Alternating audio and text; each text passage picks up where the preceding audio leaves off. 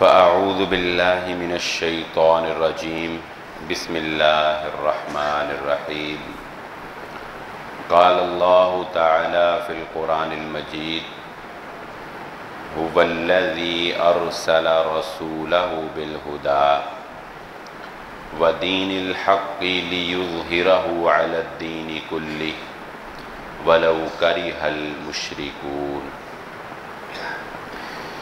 قابل صد احترام محترم سامعین اکرام، ہر قسم کی تعریفات اس خالق مالک ارض و سماوات کے لیے، اور لاکھوں کروڑوں درود و سلام آپ محمد مصطفیٰ صلی اللہ علیہ وآلہ وسلم کی ذات اقدس پر۔ ہماری آج کی گفتگو اس حوالے سے ہوگی کہ ہم میں سے ہر شخص اپنے آباء و اجداد کے ساتھ، اپنے عزیز و اقارب کے ساتھ، اپنے بزرگوں کے ساتھ ایک ایسی والہانہ محبت رکھتا ہے کہ جس کا اظہار ان کے دنیا سے چلے جانے کے بعد انسان لازماً کرنا چاہتا ہے۔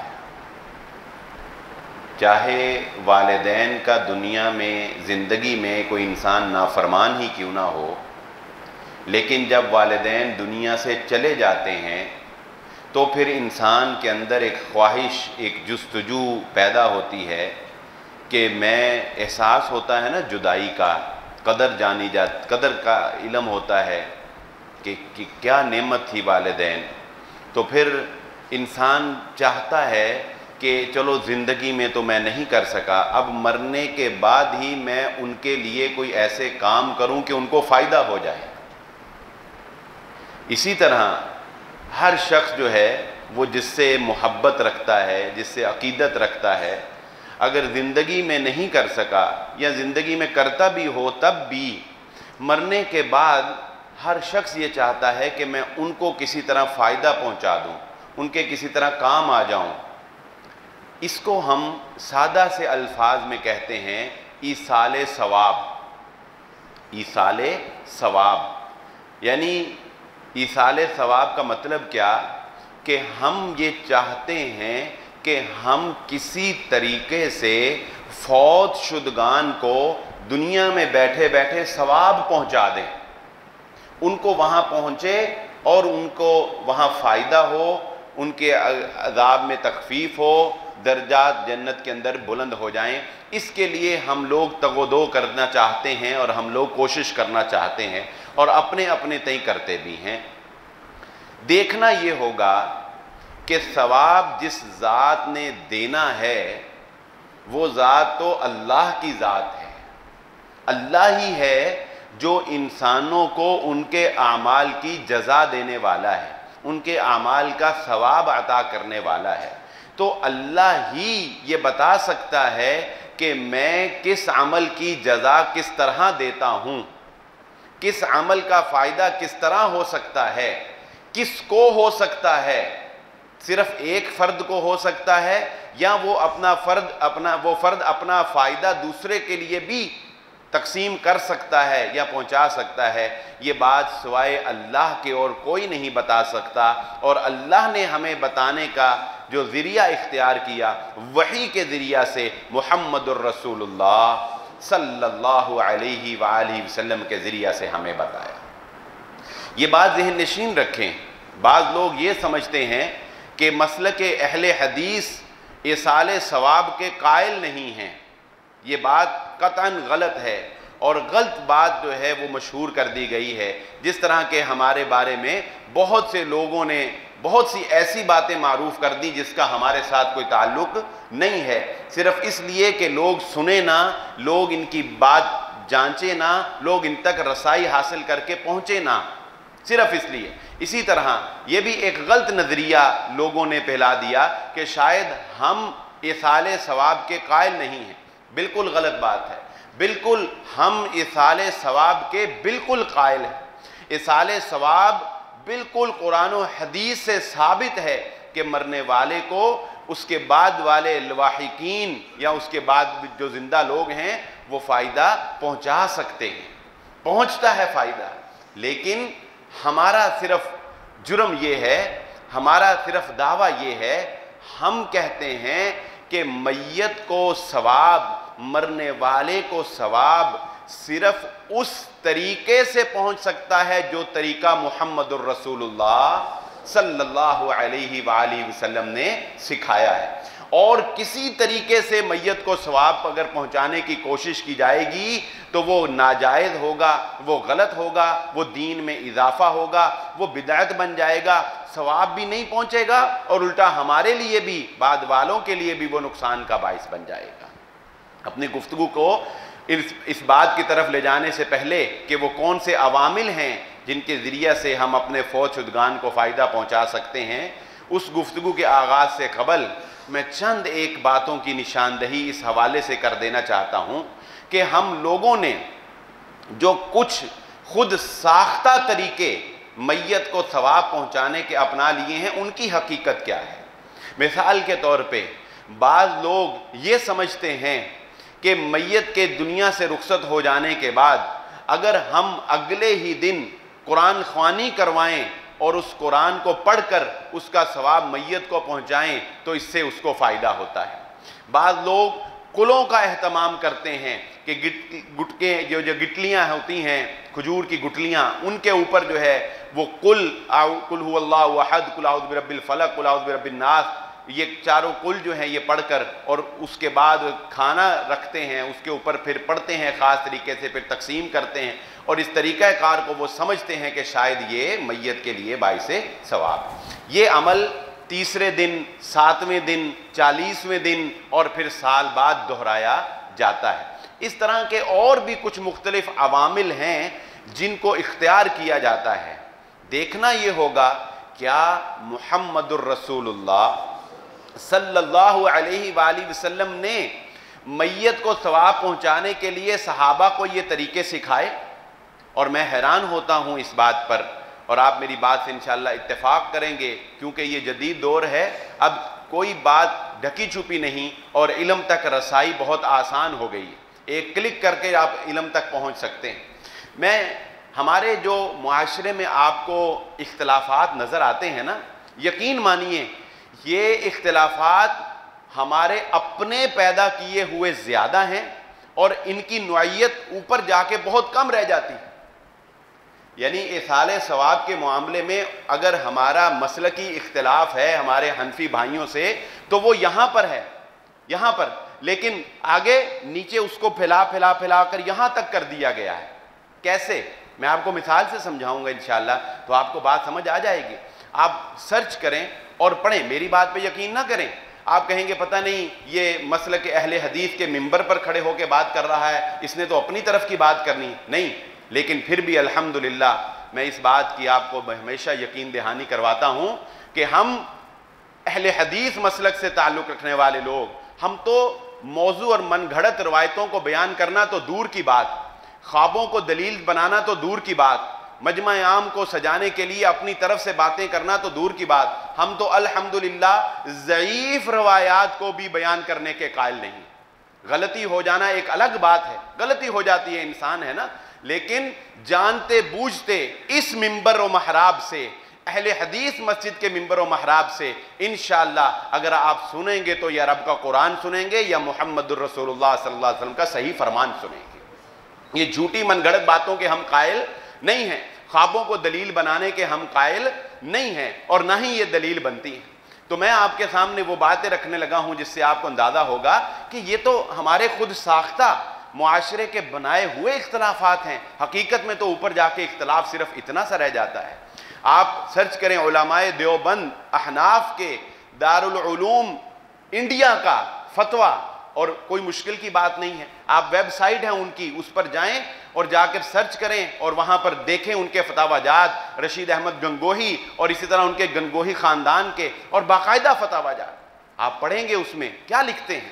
یعنی حیران کن بات ہے یہ صرف میں نہیں کہہ رہا، یہ ہمارے دوسرے بھائی بھی کہتے ہیں، علماء ان کے نچلے طبقے نے اپنے پیٹ کی خاطر، روٹی کی خاطر یا اپنے مفادات کی خاطر لوگوں کو پیچھے لگایا ہوا ہے. یاد رکھ کیا لکھتے ہیں، واضح طور پہ لکھتے ہیں، کہتے ہیں مرنے والے کے، میت کے مر جانے کے بعد کسی دن کو یا کسی تاریخ کو خاص کر کے قرآن خوانی کروانا بدعت ہے.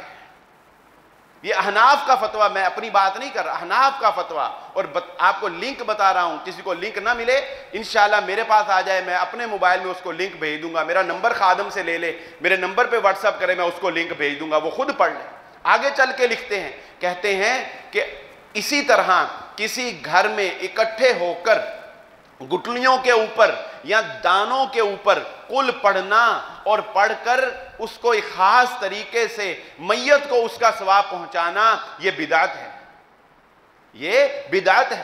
مزید یہاں تک وہ تو لکھتے ہیں کہ قرآن خوانی کی غرض سے بچوں کو اکٹھا کر کے لوگوں کے گھروں میں جانا اور وہاں سے کھانا کھانا ناجائز ہے. یہاں تک احتیاطاً لکھتے ہیں، کیونکہ آپ جانتے ہیں نا ہمارے یہ بھائی احتیاط کے بڑے قائل ہیں، تو کہتے ہیں احتیاطاً یہاں تک لکھتے ہیں کہ اگر لے جانے والے استاد کے دل میں یہ خیال بھی آ گیا نا کہ میں بچوں کو قرآن خوانی کے لیے لے جا رہا ہوں، وہاں سے مجھے نذرانہ ملے گا یا وہاں سے مجھے کچھ کھانے کو ملے گا، کہتے ہیں یہ خیال آنے کی وجہ سے اس کا جانا بھی ناجائز ہوگا. یعنی حیران کن بات ہے کہ اپنے علماء اکرام کی باتوں پر بھی ہم کاربند نہیں ہیں. اور پھر مزید لکھتے ہیں کہ اگر کسی شخص نے قرآن خوانی کروائی یا قل کروائے اس نیت سے کہ خاندان والوں کو راضی کرنا ہوا یا اس نیت سے کروائی کہ یہ اس کے رسم و رواج ہیں، کہتے ہیں یہ سب کچھ کرنا ناجائز ہے. اگرچہ ہمارے وہ بھائی، اچھا یہ دیکھیں کتنے اختلاف ہیں، ہم نے یہاں تک بڑھائے ہوئے ہیں نا، لیکن یہ سارے اگر ہم اوپر آ جائیں تو اختلاف جو ہے وہ اصل اختلاف کیا ہے؟ اصل اختلاف یہ ہے کہ وہ میت کو قرآن پڑھ کے بخشنے کے قائل ہیں، اور ہم اس کی انشاءاللہ تفصیل گفتگو بعد میں کرتا ہوں، صرف آپ کو ٹاپ کا اختلاف بتا رہا ہوں. کیا ہے اختلاف؟ یہ ہے کہ وہ میت کو قرآن پڑھ کر بخشنے کے قائل ہیں اور ہم میت کو قرآن پڑھ کے بخشنے کے قائل نہیں ہیں. اختلاف یہ ہے. باقی یہ جو آگے تیسرا، چوتھا، ساتواں، 40واں قل، یہ گٹلیاں پڑھنا، یہ کھانے تقسیم کرنا، پھلوں پر پڑھنا، خود یہ ان کے علماء جو لوگ یہ کام کر رہے ہیں ان کے علماء کہتے ہیں کہ بھائی یہ ناجائز ہے، یہ بدعت ہے، یہ حرام ہے. اور احناف کے بارے میں تو آپ یہ جانتے ہی ہیں، ہمارے حنفی بھائی وہ قرآن پر اجرت لینے کو جائز نہیں سمجھتے، اس لیے یہ سب کچھ میت کے کو ثواب پہنچانے کے نام پر کھانے کھانا، سوٹ لینا، گھروں میں جا جا کے جو ہے وہ قیمت لینا، بلکہ افسوسناک بات ہے، یہاں تک میں جانتا ہوں باقاعدہ ان دوستوں کو کہ قبر پر جا کے باقاعدہ پیسے دیتے ہیں لوگوں کو کہ یہ لو 1000 روپیہ ماہانہ اور میرے باپ کی قبر پر جا کر روزانہ 1 سپارہ پڑھ کر آیا کرو. یہ ہو رہا ہے ہمارے معاشرے میں. اور یہ عمل جو ہے یہ صرف میں نہیں کہہ رہا، یہ تمام مکاتب فکر کے جو علماء کرام ہیں، جو سمجھدار عالم دین جسے ہم کہتے ہیں، جو تعصب سے اس طرح نہیں ہیں لیکن وہ حق بات کرتے ہیں، وہ یہ کہتے ہیں کہ یہ سب غلط ہے، یہ سب ناجائز ہے، یہ مفادات کی جنگ ہے، یہ تو صرف اپنا پیٹ جو ہے اس کی جنگ ہے یا آباء و اجداد کے ناموری کی جنگ ہے بس. تو بھائی یہ بات حضرات گرامی قدر، یہ بات میں آپ کے سامنے رکھنا چاہتا ہوں کہ اپنے ذہنوں کو صاف کر کے حق کو جانیں، اور جب حق کو جان لیں تو اللہ کی قسم پھر اس کو تسلیم کرنے میں دیر نہ کیا کریں. کسی سے عقیدت ہونا اپنی بات ہے، لیکن عقیدت کی وجہ سے ہم غلط کو غلط نہ کہیں. ایک آدمی جھوٹ بولتا ہے، جھوٹے کو جھوٹا نہ کہیں، اور پھر جھوٹ بھی بولے محمد الرسول اللہ صلی اللہ علیہ وسلم کی طرف منسوب کر کے، تو ہم جھوٹے کو جھوٹا نہ کہیں تو بتائیں کیا کہیں. ہمیں یہ چشم پوشی سے اور یہ ولا جانے سے اور یہ اس طرح کے ہیلے بہانوں سے پردہ پوشی نہیں کرنی چاہیے. غلط کو غلط کہنے کا اور صحیح کو صحیح کہنے کا جذبہ اپنے اندر بیدار کریں. اب یہ بات بھی میں آپ کے سامنے رکھ دیتا ہوں، پھر انشاءاللہ اگلی باتیں جو کہ کس طرح ہم فائدہ پہنچا سکتے ہیں اس طرف آئیں گے. اب جیسا کہ میں نے ذکر کیا، اسی پیج کی اسی فتوے کے اوپر آپ پڑھیں گے. جیسا کہ میں نے ذکر کیا کہ اختلاف کیا رہ جاتا ہے؟ اختلاف یہ رہ جاتا ہے کہ قرآن پڑھ کے بخشنا، اور وہ کہتے ہیں بخشا جا سکتا ہے اور ہم کہتے ہیں کہ بخشا نہیں جا سکتا. اس کے دلائل میں انشاءاللہ آپ خود پڑھ لیں گے تو مجھے امید ہے کہ آپ کا سینہ اللہ کھول دے گا اور آپ حق کو پہچان لیں گے. اور اس کے دلائل میں وہ کیا بات لکھتے ہیں، دلیلیں، ظاہر ہے قرآن بخشنے کی کوئی دلیل ہونی چاہیے نا. محمد الرسول اللہ صلی اللہ علیہ وسلم سے، صحابہ سے، قرآن سے، یہ عبادت ہے، اس میں قیاس تو ہو نہیں سکتا. عبادات میں قیاس تو نہیں چلتا، اس لیے تین ہی باتیں ہوں گی، یا قرآن ہوگا، یا محمد الرسول اللہ صلی اللہ علیہ وسلم کا فرمان ہوگا، یا صحابہ کا فہم ہوگا. تو وہ خود لکھتے ہیں، ملا علی قاری کی شرح کے حوالہ دے کر لکھتے ہیں کہ انصار صحابہ اکرام سے یہ بات ثابت ہے کہ میت کے وفات پا جانے کے بعد وہ اکٹھے ہوتے تھے اور اکٹھے ہو کے قرآن پڑھتے تھے اور میت کو بخشتے تھے. صحابہ کے آثار لکھتے ہیں. پھر لکھتے ہیں ایک دوسرا اسی طرح صحابہ کے آثار میں سے نقل کرتے ہیں، اور میں اس بات کو بھی ان کی علمی دیانتداری سمجھتا ہوں کہ اس بات کو بھی پھر انہوں نے آخر میں لکھا. کہتے ہیں کہ اگرچہ یہ تمام روایات جو قرآن بخشنے کے بارے میں میں نے ذکر کی ہیں، یہ ساری کی ساری روایتیں ضعیف ہیں. خود اس بات کو تسلیم کرتے ہیں الحمدللہ کہ یہ ساری کی ساری روایتیں کیا ہیں؟ ضعیف ہیں. لیکن بات وہی آ جاتی ہے جو میں نے آپ کو 15 شعبان کی رات کے بارے میں بیان کی تھی. آگے لکھ دیتے ہیں لیکن روایتیں کتنی؟ 4 یا 5 روایتیں، 4 یا 5 روایتیں، اتنی بھی نہیں، شاید 3 یا 4 روایتیں انہوں نے ذکر کی. اور پھر آگے لکھ دیتے ہیں لیکن چونکہ یہ روایات 3-4 روایات ضعیف ہیں، لہذا ضعیف روایات پر عمل کرنے کی گنجائش ملتی ہے. یہ دلیل ہے. اس سے اب آپ اندازہ لگا سکتے ہیں کہ یہ دلیل کتنی پختہ ہے. جبکہ اس کے مقابلے میں ہم کیا کہتے ہیں؟ ہم کوئی نیکیوں سے دور نہیں کرتے، ہم کوئی نیکیوں سے بھگاتے نہیں آپ کو، ہم کوئی ایصال ثواب کے منکر نہیں ہیں. ہم تو یہ کہتے ہیں یقولون ربنا اغفر لنا ولاخواننا الذین سبقونا بالایمان. ہم تو کہتے ہیں کہ میت کے لیے وہ طریقہ اختیار کرو جو اللہ نے قرآن میں ذکر کیا، جو محمد الرسول اللہ صلی اللہ علیہ وسلم نے بیان کیا. جب وہ طریقہ موجود ہے جو طریقہ اللہ نے بیان کیا اور جو طریقہ محمد الرسول اللہ صلی اللہ علیہ وسلم نے بیان کیا، تو بتائیں پھر ہمیں خود ساختہ طریقوں کو نکالنے کی کیا ضرورت ہے؟ مقصد تو پورا ہو رہا ہے نا. مقصد کیا ہے؟ مقصد دکھاوا نہیں ہے. مقصد دکھاوا ہو، مقصد جاہو جلال ہو، مقصد یہ بتانا ہو کہ دیکھو اس نے کتنا بڑا قول کروایا، دیکھو اس نے کتنی بڑی قرآن خوانی کروائی. اگر مقصد یہ ہو تو پھر تو آپ خود فیصلہ کر سکتے ہیں. مقصد تو ہے میت جو بیچارہ مر گیا، دنیا سے چلا گیا بیچارہ، اس کو کوئی فائدہ پہنچے. تو اس کو کیسے فائدہ پہنچے گا؟ اس کو فائدہ پہنچے گا، قرآن کہتا ہے کہ ایمان والے اپنے بھائیوں کے لیے جو دنیا سے چلے جاتے ہیں ان کے لیے بخشش کی دعا کرتے ہیں. محمد الرسول اللہ صلی اللہ علیہ وآلہ وسلم نے ہمیں طریقہ سکھایا ہے، جنازے کا طریقہ، کہ جب انسان مر جاتا ہے ہم اس کا جنازہ پڑھتے ہیں. کیوں پڑھتے ہیں؟ ہم جنازے میں اس کے لیے دعائیں کرتے ہیں. 40 آدمی موحد جس کے جنازے میں شریک ہو جائیں، اللہ سے سفارش کریں، دعا کریں اللہ سے، اللہ تعالیٰ اس کی بخشش فرما دیتا ہے. اور میں ایک بات آپ کو بتا دوں، جب ہم تعلقات بناتے ہیں نا، جنازے پڑھا کریں. اور جنازوں میں یہ بات نوٹ کرتا ہوں، پتہ نہیں آپ کرتے ہیں یا نہیں کرتے، جنازوں میں یہ بات نوٹ کرا کریں اور پھر اپنی زندگیوں کو دیکھا کریں. جب کوئی انسان اپنے تعلقات بنا رہا ہوتا ہے نا، تو وہ اپنے جنازے کی صفیں سجا رہا ہوتا ہے، اپنے جنازے کی صفیں سجا رہا ہوتا ہے. جس کے تعلقات موحد لوگوں سے، دیندار لوگوں سے ہوں گے، اللہ کی قسم اس کی صفوں میں دیندار لوگ نظر آئیں گے جنازے میں.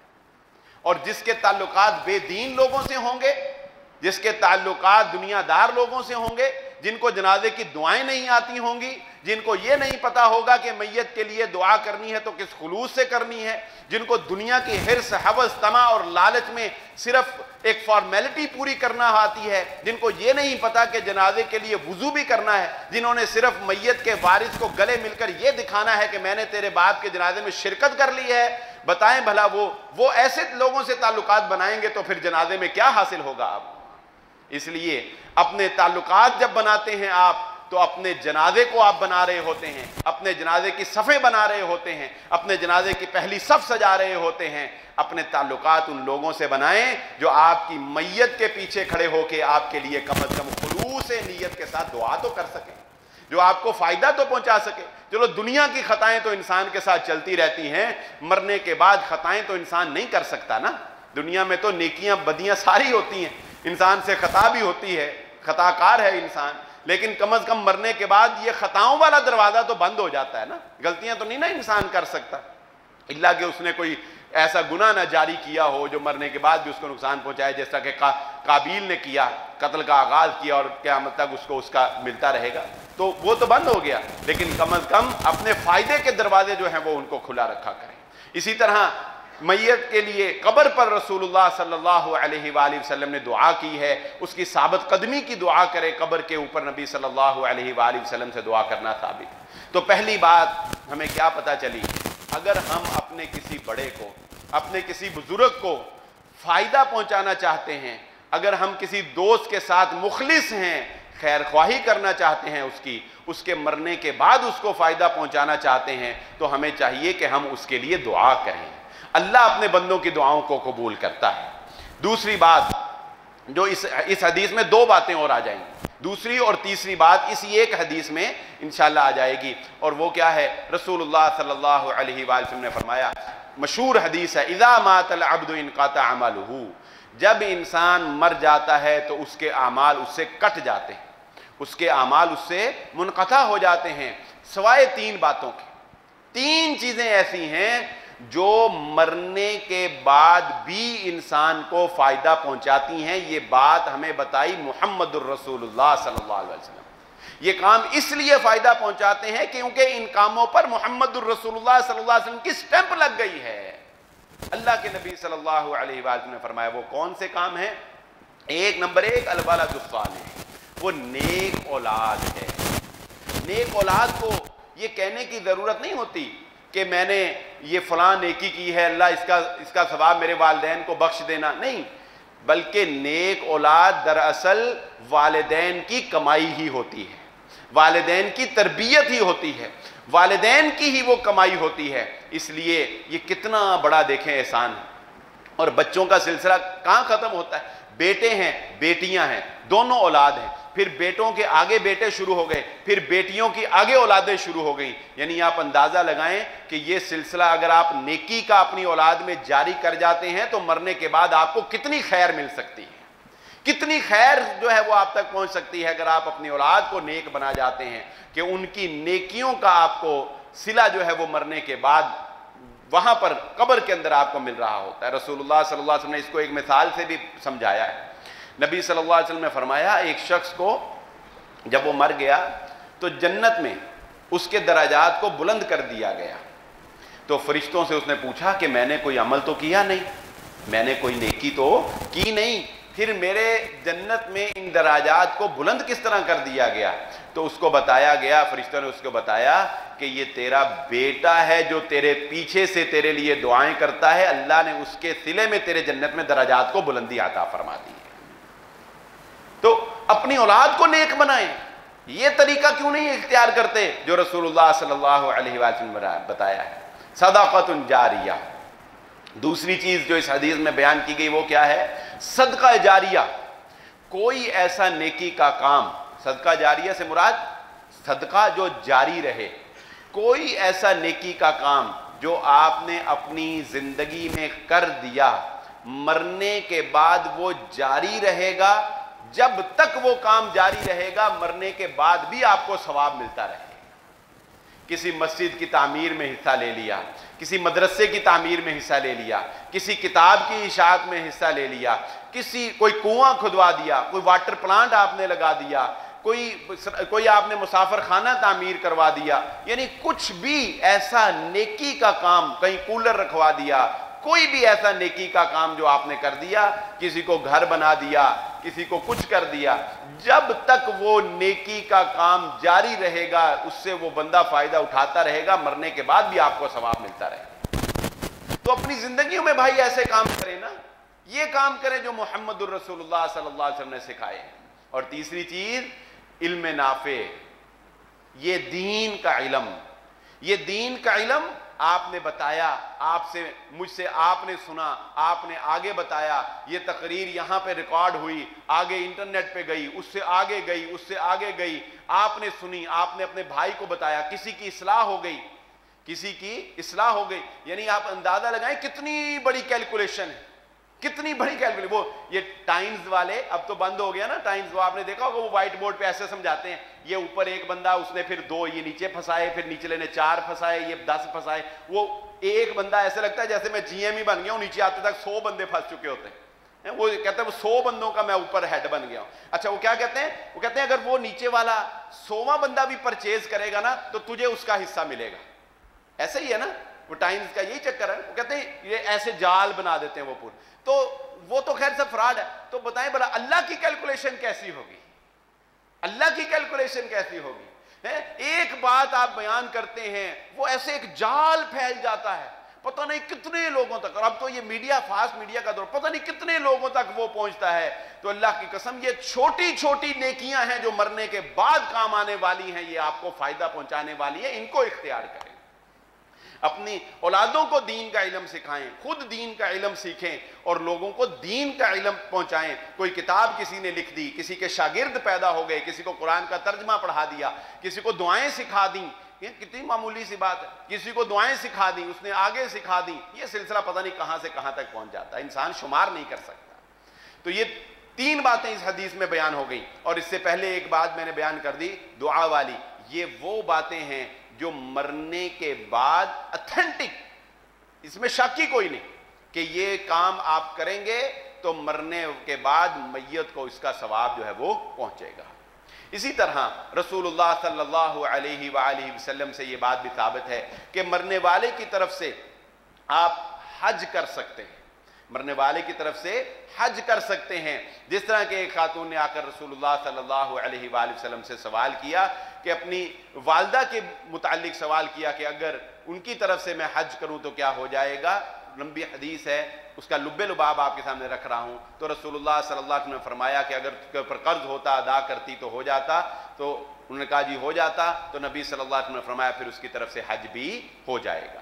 فوت شدہ کی طرف سے اس پر علماء کرام کا اجماع نقل کیا ہے محدثین نے کہ فوت شدگان کی طرف سے آپ حج کر سکتے ہیں. حج کرنا ان کو فائدہ پہنچاتا ہے اور اسے ہم حج بدل کہتے ہیں. اس کے لیے یہ بات بھی ضروری ہوتی ہے کہ جس کی نشاندہی رسول اللہ صلی اللہ علیہ وآلہ وسلم نے ایک دوسری روایت میں بھی کر دی کہ جس نے میت کی طرف سے حج کرنا ہے وہ پہلے اس نے خود اپنا حج کیا ہوا ہو. جس نے میت کی طرف سے حج کرنا ہے اس نے پہلے خود اپنا حج جو ہے وہ اس نے کیا ہوا ہو تو میت کی جانب سے وہ حج کر سکتا ہے. اسی طرح میت کے ذمہ اگر کوئی روزے تھے، نظر مانے ہوئے اس نے کوئی روزے تھے جو اس کے اوپر فرض ہو گئے تھے، تو ان روزوں کو ان کے مر جانے کے بعد جو ہے اس کے ورثاء جو ہیں وہ اس کی قضا دیں گے تو وہ اس کی طرف سے ادا ہو جائیں گے. میت کی طرف اگر اس نے کوئی، جیسا کہ ایک خاتون کا واقعہ آتا ہے کہ اس نے نظر مانی، سمندری سفر پر گئی اور اس نے نظر مانی کہ اگر میں بچ کر آ گئی تو میں 1 ماہ کے روزے رکھوں گی، لیکن وہ رکھ نہ سکی اور وفات پا گئی. رسول اللہ صلی اللہ علیہ وآلہ وسلم سے اس کے ورثاء نے فتویٰ طلب کیا، مسئلہ پوچھا تو نبی صلی اللہ علیہ وسلم نے فرمایا کہ اس کی جانب سے روزے رکھو. تو پتہ کیا چلا کہ اگر میت کے ذمہ کچھ روزے تھے جو اس کے اوپر فرض تھے، نظر اس نے کوئی مانی ہوئی تھی، تو اس کے ورثاء جو ہیں وہ اس کی جانب سے روزے رکھیں گے. ان کا یہ روزے رکھنا اس کے لیے باعث منفعت ہوگا. ایک بات بڑی خاص ہے، صحیح مسلم کی یہ روایت ہے اور یہ بڑی خاص ہے اور میں سمجھتا ہوں یہ ترہ امتیاز ہے اور یہ خاص الخاص ایک یعنی سمجھ لیں کہ اسپیشل آفر ہے. اسپیشل آفر ایک ہوتا ہے نا، اسپیشل آفر ہے صرف اس کے لیے جو اللہ کے دین کی خاطر مسلمانوں کی سرحدوں پر پہرا دیتا ہے. محمد الرسول اللہ صلی اللہ علیہ وآلہ وسلم نے ارشاد فرمایا وہ شخص جو میدان جنگ میں نگرانی کرتا ہے، جو میدان جنگ میں بارڈر پر کھڑا ہوتا ہے، مسلمانوں کی فوج کی حفاظت کرتا ہے، دشمنوں کے سامنے رات کو کھڑا ہوتا ہے، وہ اگر شہید ہو جائے، وہ اگر اس حفاظت میں اور اس عمل میں اگر شہید ہو جائے، اس کو اعزازی طور پر اللہ رب العزت یہ ثواب عطا فرما دیتے ہیں کہ اس کا یہ عمل اس کے مر جانے کے بعد بھی اللہ اس کو اس کا ثواب عطا فرماتے رہتے ہیں۔ یہ اتنا بڑا کام ہے۔ یہ جان پر کھیلنا کوئی آسان بات ہوتی؟ جان پر کھیلنے والی بات ہوتی ہے نا، دشمن کے سامنے بارڈر پر کھڑے ہو کے حفاظت کرنا۔ تو یہ ایک عمل ایسا ہے کہ انسان کے مر جانے کے بعد بھی اس کو اس کا ثواب جو ہے وہ پہنچتا رہتا ہے۔ یہ بہت بڑے اعزاز کی بات ہے۔ اسی طرح میت کے طرف سے آپ صدقہ کر سکتے ہیں۔ حضرت سعد رضی اللہ تعالیٰ عنہ رسول اللہ صلی اللہ علیہ وآلہ وسلم کی خدمت میں حاضر ہو کر کہتے ہیں، اللہ کے نبی صلی اللہ علیہ وآلہ وسلم جب ان کی والدہ کی وفات ہوئی تو یہ اس وقت اپنی والدہ کے پاس موجود نہیں تھے۔ تو انسان کو ظاہر ہے ایک بڑی تکلیف ہوتی ہے کہ ماں باپ کی وفات کے وقت وہ ان کا آخری دفعہ ان کو دیکھ نہ سکے، ان کے جنازے میں شریک نہ ہو سکے، تو بڑی تکلیف دہ بات ہوتی۔ تو یہ اس میں شریک اپنی والدہ کے وفات کے وقت وہاں موجود نہیں تھے، شریک نہ ہو سکے۔ بعد میں تشریف لائے، رسول اللہ صلی اللہ علیہ وآلہ وسلم کی خدمت میں حاضر ہوئے اور کہا، اللہ کے نبی صلی اللہ علیہ وسلم میری والدہ اس دنیا سے چلی گئی ہیں، اگر انہیں موقع ملتا کچھ کہنے کا تو وہ صدقہ کرتی، کیا میں ان کی جانب سے صدقہ کروں؟ رسول اللہ صلی اللہ علیہ وسلم نے فرمایا کہ ہاں، ان کی جانب سے تم صدقہ کرو۔ اور پھر ایک روایت میں آتا ہے کہ انہوں نے رسول اللہ صلی اللہ علیہ وآلہ وسلم کو گواہ بنا کر کہا کہ میرا فلاں باغ ہے جو بہت پھلدار ہے، بہت پھلوں والا باغ ہے، میں وہ اپنی والدہ کی طرف سے صدقہ کرتا ہوں۔ تو اس حدیث سے اور اس کے متعلق دیگر احادیث سے استدلال کرتے ہوئے علماء کرام نے اس بات پر بھی، امام نووی رحمہ اللہ تعالیٰ نے بھی اس بات پر اجماع نقل کیا ہے کہ میت کی طرف سے آپ صدقہ کر سکتے ہیں۔ میت کی طرف سے جو بھی صدقہ کیا جائے گا اس کا ثواب، اس کا فائدہ میت کو مرنے کے بعد بھی وہاں پر پہنچتا رہے گا۔ دیکھیں کتنے ذرائع ہیں، کتنے وسائل ہیں ہمارے پاس، کتنے طریقے ہیں ہمارے پاس جو ہمیں محمد الرسول اللہ صلی اللہ علیہ وسلم نے سکھائے ہیں۔ پھر میں حیران ہوتا ہوں کہ ہم لوگ ان طریقوں کو کیوں اختیار کیے ہوئے ہیں جو محض خاندانی رسومات ہیں، جو محض دکھاوا ہیں اور جو محض تکلیف کا باعث ہیں، جو خود اپنے آپ کو مشکل بنا لینا ہے۔ رسول اللہ صلی اللہ علیہ ایک اور چیز ہے جو میت کے مر جانے کے بعد اگر اس کے ذمہ ہو، اس کے ورثاء اس کو ادا کر کے میت کو فائدہ پہنچا سکتے ہیں، اور وہ چیز بھی بڑی نازک ہے۔ کوشش کرنا چاہیے کہ اس زندگی میں ہی انسان ان معاملات کو حل کر لے۔ حدیث سن کے آپ کو بات کا اندازہ ہوگا، رسول اللہ صلی اللہ علیہ وآلہ وسلم کے پاس سامنے ایک جنازہ لایا گیا، میت رکھی گئی۔ اللہ کے نبی صلی اللہ علیہ وآلہ وسلم نے پوچھا اس کے ذمہ کوئی قرض؟ فرمایا 2 دینار۔ کتنے؟ 2 دینار اس کے اوپر قرض۔ اللہ کے نبی صلی اللہ علیہ وآلہ وسلم جنازے سے پیچھے ہٹ گئے، کہا اپنے بھائی کا جنازہ خود پڑھ لو، اپنے بھائی کا جنازہ خود پڑھ لو۔ مقروض کا جنازہ پڑھانے سے رسول اللہ صلی اللہ علیہ وسلم پیچھے ہو گئے، حتیٰ کہ پھر حضرت ابو قتادہ رضی اللہ تعالیٰ عنہ نے ذمہ داری قبول کی کہ اللہ کے نبی صلی اللہ علیہ وسلم میں ذمہ داری قبول کرتا ہوں کہ یہ 2 دینار میں ادا کروں گا۔ پھر اللہ کے نبی صلی اللہ علیہ وآلہ وسلم نے میت کا جنازہ اس میت کا جنازہ اللہ کے نبی صلی اللہ علیہ وسلم نے پڑھایا۔ اور بات یہاں پر ختم نہیں ہو گئی، بات یہاں پر ختم نہیں ہو گئی کہ جنازے پہ کھڑے ہو کے مولوی صاحب کے کان میں کہہ دو جی اعلان کر دینا میں ذمہ دار ہوں، مولوی صاحب نے کہہ دیا جی بچے ذمہ دار ہیں، بزرگوں کا کاندھا جو ہے وہ صاف ہے بس، اور بچے بعد میں کہہ کے کھسکو نہیں، ایسے نہیں جان چھوٹ گئی۔ بعد میں حضرت ابو قتادہ رضی اللہ تعالیٰ عنہ ملے، اگلے دن روایت میں آتا ہے اگلے دن اللہ کے نبی صلی اللہ علیہ وسلم سے ملے۔ نبی صلی اللہ علیہ وسلم نے پوچھا ابو قتادہ ادا کر دیا قرضہ؟ حضرت ابو قتادہ فرمانے لگے اللہ کے نبی صلی اللہ علیہ وسلم کل تو وہ فوت ہوئے۔ اللہ کے نبی صلی اللہ علیہ وسلم خاموش ہو گئے۔ پھر کچھ دن کے بعد اللہ کے نبی صلی اللہ علیہ وسلم دوبارہ ملے، حضرت ابو قتادہ رضی اللہ تعالیٰ عنہ سے پوچھا ابو قتادہ ادا کر دیا وہ قرضہ؟ فرمایا جی اللہ کے نبی صلی اللہ علیہ وسلم میں نے ادا کر دیا۔ اللہ کے نبی صلی اللہ علیہ وسلم نے فرمایا اب اس کی چمڑی کو سکون ملا ہے، اب اس کی چمڑی کو راحت پہنچی ہے۔ کیا پتہ چلا کہ ادا کرنا ضروری ہے۔ تو بھائی کوشش یہ کی کریں، یہ چیز میت کو فائدہ دیتی ہے کہ اس کے اوپر اگر قرض ہے، وہ مقروض اس دنیا سے چلا گیا تو اس کے بعد کوئی بھی شخص اس کے عزیز و اقارب میں، اس کے دوستوں میں کوئی بھی شخص جو ہے اس کی طرف سے وہ قرض ادا کر دے، یا اگر ادا نہیں کر سکتا تو پھر اس بندے سے جا کر اس سے معاف کروا دے کہ میں یہ اتنا تمہارا دینا تھا، اس نے چلو ہم نہیں دے سکتے یا اتنے دے سکتے ہیں، جو بھی نیگوشیٹ کر کے بات ہو جائے کم از کم اس سے معاف کروا دیں۔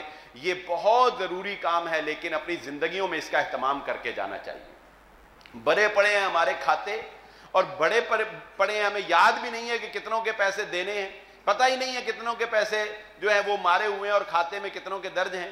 تو یاد رکھیں اپنی اولادوں کی بھی کم از کم یہ تربیت تو کرے نا کہ بھائی تیرا باپ مر گیا تو پیچھے سے تو عیش ہی نہ کرتا پھر میرا بھی کچھ سوچ نہیں، میرے اوپر جو قرض ہے وہ بھی ادا کر دیں۔ لیکن حالت تو یہ ہے کہ اولاد جو ہے وہ ماں باپ کے دنیا سے چلے جانے کے بعد وہ مال کو، اپنا مال تو ہوتا ہی ہے ان کا، لیکن اس کے بعد وہ کس طرح بے دردی کے ساتھ اور بے رحمی کے ساتھ کس طرح وہ مال کا ضیاع کرتی ہیں، یہ کسی سے پنہا نہیں ہے، یہ کسی سے ڈھکی چھپی بات نہیں ہے۔ صرف وہی لوگ کامیاب ہوتے ہیں اس ضمن میں جنہوں نے اپنی اولادوں کی تربیت دین کے مطابق کی ہوئی ہوتی ہے، جنہوں نے دین سکھایا ہوتا ہے، جنہوں نے تربیت کی ہوئی ہوتی ہے۔ تو اپنی بات کا لب لباب اور خلاصہ میں آپ کے سامنے رکھ دوں۔